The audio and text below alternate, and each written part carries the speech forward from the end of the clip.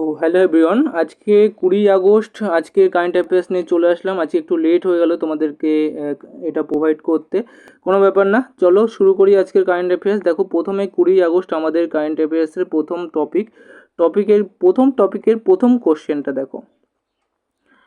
প্রথম টপিকের প্রথম কোশ্চেন হচ্ছে, Indrajaal sigma consortium ministry of home affairs বা MHA থেকে ইন্দ্রজাল রেঞ্জার মোবাইল ADPV এর জন্য কত টাকা অর্ডার পেয়েছে? তো এর উত্তর হবে 155 কোটি টাকা। Indrajaal ranger mobile anti drone patrol vehicle বা ADPV কোন গাড়ি বা অটোমোবাইল প্ল্যাটফর্মের ওপর ভিত্তি করে তৈরি?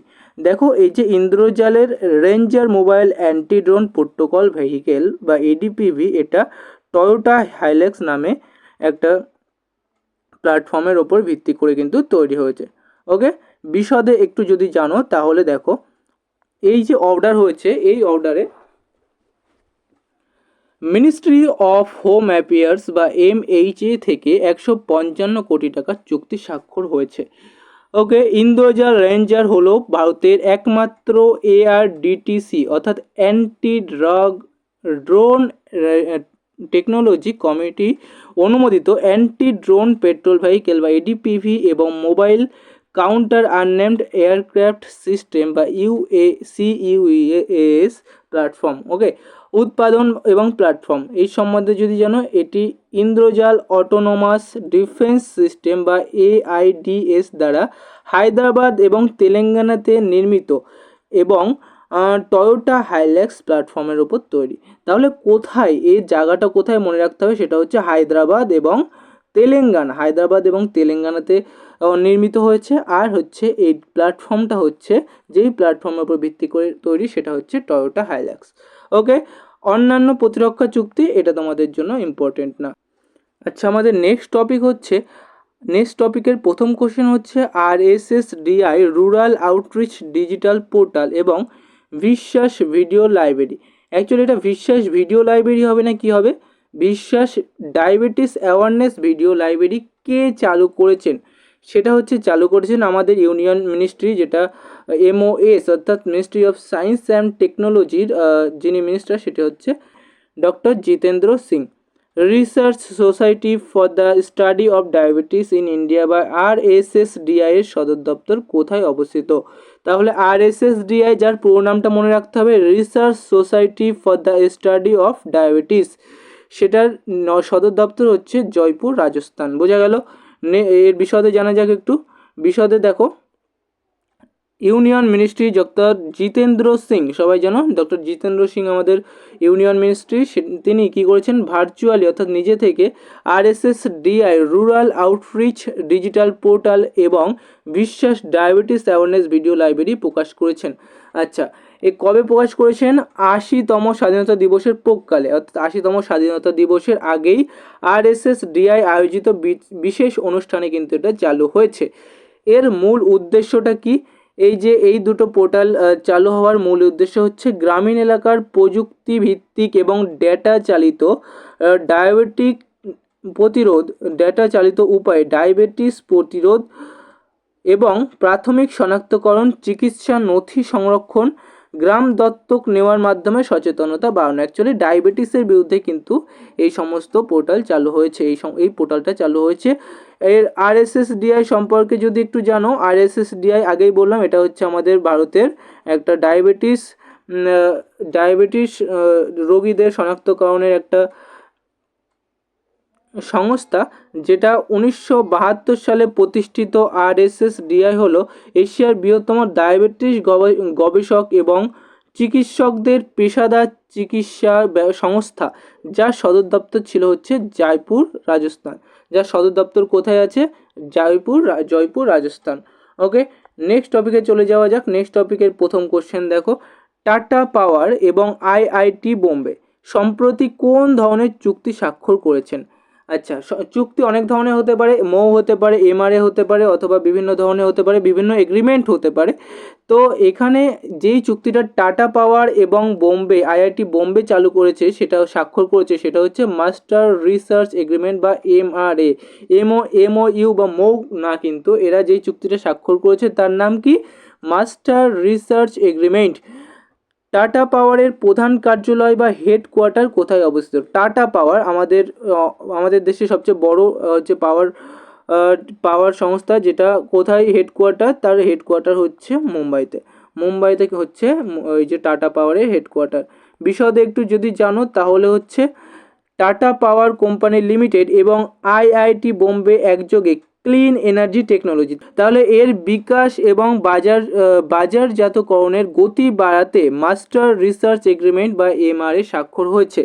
টাটা পাওয়ারের সিইও এবং এমডি ডক্টর প্রবীণ সিনহা। তাহলে কে স্বাক্ষর করেছে সেটা মনে রাখতে হবে।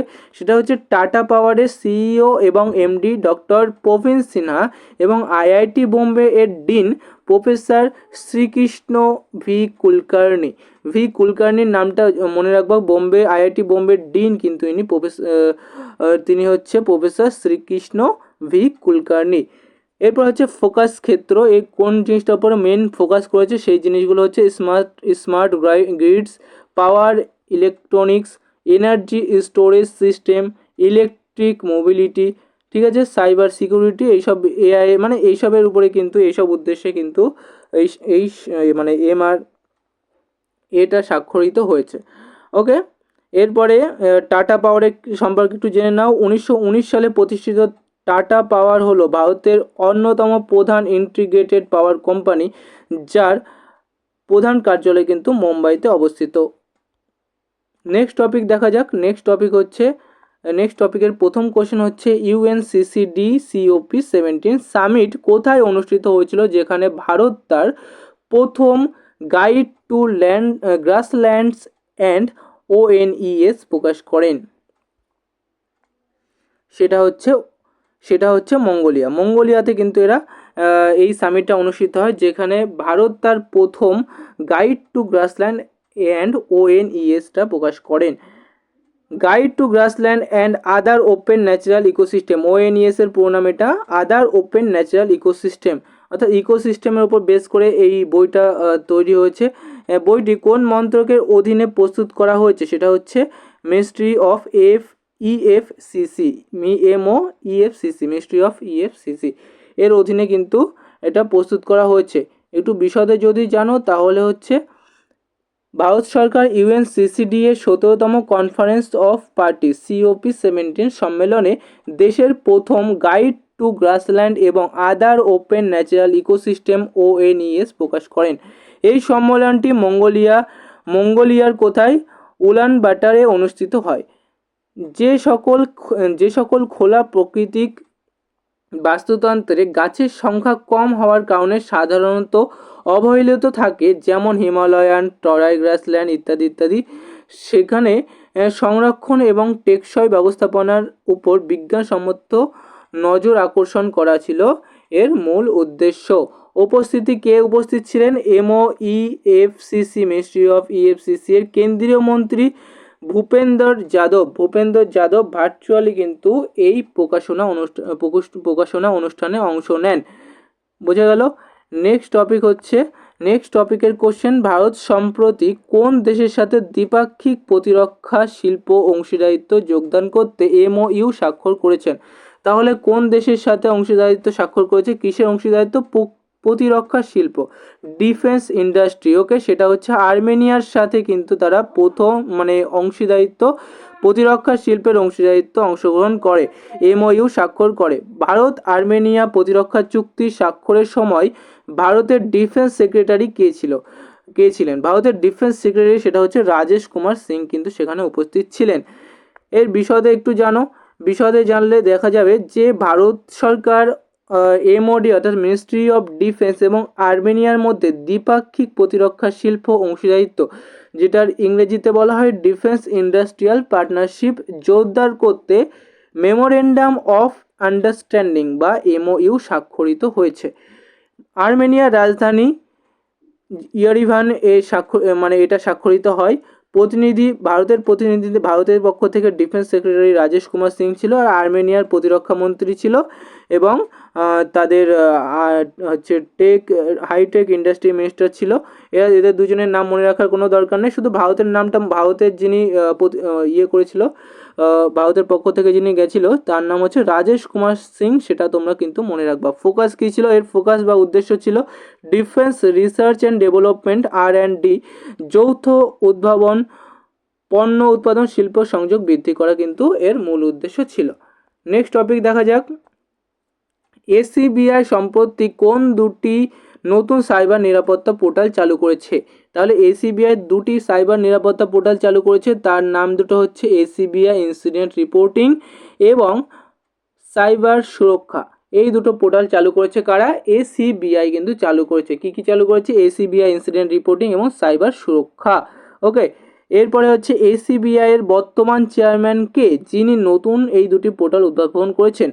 তাহলে ACBI এর বর্তমান চেয়ারম্যানের নাম হচ্ছে তুহিন কান্ত পান্ডে। তুহিন কান্ত পান্ডে হচ্ছে চেয়ারম্যান ছিল। কার চেয়ারম্যান ছিল? ACBI এর বর্তমান চেয়ারম্যান ছিল। সরি, এর বিষয়ে যদি একটু জানো, সেটা হচ্ছে ACBI চেয়ারম্যান তুহিন কান্ত পান্ডে দুটি নতুন ওয়েব পোর্টাল উদ্বোধন করে, সেটা হচ্ছে ACBI ইনসিডেন্ট রিপোর্টিং এবং সাইবার সুরক্ষা। ACBI ইনসিডেন্ট রিপোর্টিং এর বিষয়ে যদি জানো, ACBI ইনসিডেন্ট রিপোর্টিংটা কি? আন্তর্জাতিক ফাইন্যান্সিয়াল স্টেবিলিটি বোর্ড বা FSB এর FIRE ফরম্যাটের সাথে সামঞ্জস্য রেখে তৈরি করা হয়েছে। তাহলে কিসের সামঞ্জস্য তৈরি করা হয়েছে ACBI? সেটা হচ্ছে ফাইন্যান্সিয়াল স্টেবিলিটি বোর্ড FSB এবং FIRE, এই দুটোর সামঞ্জস্যে কিন্তু তৈরি করা হচ্ছে ACBI। আর একটা কি পোর্টাল চালু করেছে, সেটা হচ্ছে সাইবার সুরক্ষা। সেটা কি? সাইবার সুরক্ষার তথ্য, নলেজ এবং সতর্ক বার্তা শেয়ার করার কেন্দ্রীয় হাব হিসাবে কাজ করবে। ঠিক আছে, অর্থাৎ বিভিন্ন সাইবার সংক্রান্ত তথ্য, নলেজ, সতর্কবার্তা শেয়ার করার জন্য কেন্দ্রীয় হাব, মানে কেন্দ্রের সাথে কিন্তু যোগাযোগ রাখবে। এরপরে যেটা হচ্ছে সেটা হচ্ছে, এটা পড়া লাগবে না। নেক্সট টপিকে চলে যাই আমরা। নেক্সট টপিক হচ্ছে কাতার ইন্ডিয়ার একটা যে রেমিটেন্স সার্ভিসের বিষয়, সেটা দেখো। প্রথম কোশ্চেন হচ্ছে, কাতার পোস্ট এবং ইন্ডিয়ার যৌথ উদ্যোগে তৈরি UPI চালিত ডাক প্রবাসী রেমিটেন্স। রেমিটেন্স মানে কি? রেমিটেন্স মানে তোমরা সবাই জানো, রেমিটেন্স মানে হচ্ছে বাইরে থেকে টাকা আমাদের ভারতে পাঠানো। কোনো মানুষ যদি বাইরে থেকে টাকা কাজ করে সেই টাকা পাঠাতে চায়, তাহলে সেটাকে রেমিটেন্স বলা হয়। তো রেমিটেন্সের পোর্টাল, রেমিটেন্সের সর্বোচ্চ লেনদেন সীমা প্রতি ট্রানজ্যাকশনে কত? তো এই রেমিটেন্সে UPI চালু করা হয়েছে। এই UPI এর মাধ্যমে কত টাকা সর্বাধিক ট্রান্সফার করতে পারবা? সেটা হচ্ছে সর্বাধিক কিন্তু তোমরা 1 লাখ টাকা ট্রান্সফার করতে পারবা। কাতার থেকে UPI এর মাধ্যমে পাঠানো টাকা প্রতি লেনদেনে কত সার্ভিস চার্জ ধার্য করা হয়েছে? তো একটা সার্ভিস চার্জ ধার্য করা হয়েছে কাতার থেকে ইন্ডিয়ায় আসার জন্য, সেটা হচ্ছে 15 QAR, অর্থাৎ কাতারের যে কারেন্সি, সেই কারেন্সি অনুযায়ী 15 কারেন্সি কিন্তু তারা ধার্য নেবে। এর বিষয়ে তোমরা একটু জানো, সেটা হচ্ছে দোহা, যেটা কাতারের পোস্ট ট্রান্সফার এবং UPI ভিত্তিক কাতার ইন্ডিয়া পোস্টাল রেমিটেন্স সার্ভিস চালু করা হয়েছে। ঠিক আছে, অংশীদার কে অংশীদার ছিল? কাতার পোস্ট ছিল, ডিপার্টমেন্ট অফ ইন্ডিয়া, যেটা ডিপার্টমেন্ট অফ পোস্ট, যেটা DOP অফ ইন্ডিয়া বলা হয়, EPUIP এবং NPCI ইন্টারন্যাশনাল পেমেন্ট লিমিটেড, যেটা হচ্ছে ইন্টারন্যাশনাল পেমেন্ট করার জন্য এটা ব্যবহার করা হয়। লেনদেন নিয়মাবলী কি? নিয়মাবলী হচ্ছে কাতার থেকে প্রাপকের UPI ID, অর্থাৎ কাতার থেকেই কিন্তু পাঠানো যাবে, ইন্ডিয়া থেকে পাঠানো যাবে, কাতার থেকে প্রাপকের UPI ID প্রদান করে টাকা পাঠানো যাবে। সর্বনিম্ন QAR 10 থেকে, অর্থাৎ সর্বনিম্ন 10 QAR পাঠাতে পারবা। সর্বোচ্চ কত? 4000 QAR, যেটা ভারতের টাকায় হচ্ছে 1 লাখ টাকা। সমস্ত পর্যন্ত কিন্তু ট্রান্সফার করা যাবে, আর সার্ভিস চার্জ হচ্ছে 15 QAR।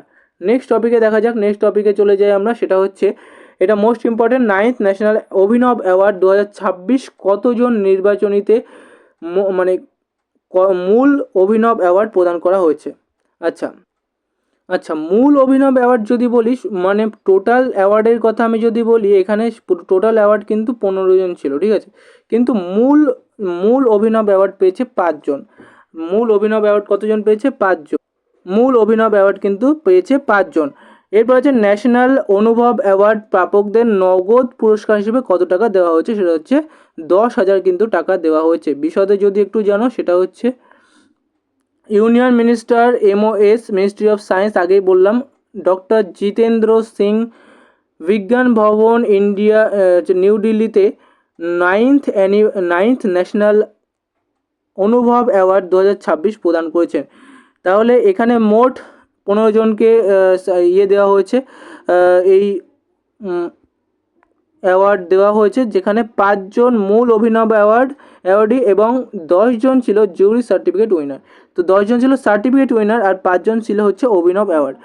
তারপর পুরস্কারের ধরন কেমন ছিল, মেডেল ছিল, সার্টিফিকেট ছিল এবং 10,000 টাকা কিন্তু প্রদান করা হয়েছিল। প্রকাশনা এই ইভেন্টে হ্যান্ডবুক অন পেনশন মিত্র এবং LDC ক্যাম্পেইন 5 নির্দেশিকা এবং একটি শর্ট ফিল্ম প্রকাশ করা হয়। এটা লাস্টের এই প্রকাশনা, এটা পড়া লাগবে না, কিন্তু এটা জানা অবশ্যই দরকার, যেটা হচ্ছে যে এই হচ্ছে কি বলে, এই পুরস্কার মেডেলের মাধ্যমে দেওয়া হয়, সার্টিফিকেটের মাধ্যমে দেওয়া হয় আর 10,000 টাকা নগদ দেওয়া হয়, যেখানে 5 জন ছিল মেন আর 10 জন ছিল জুরি সার্টিফিকেট উইনার। ওকে, তো আজকের কারেন্ট অ্যাফেয়ার্স এই পর্যন্ত ছিল। ভালো লাগলে একটা তোমরা লাইক করে দিও আর আমার চ্যানেলটাকে সাবস্ক্রাইব করে দিও। কোনো জায়গায় প্রবলেম থাকে আমাকে ডিরেক্ট কমেন্ট করতে পারো।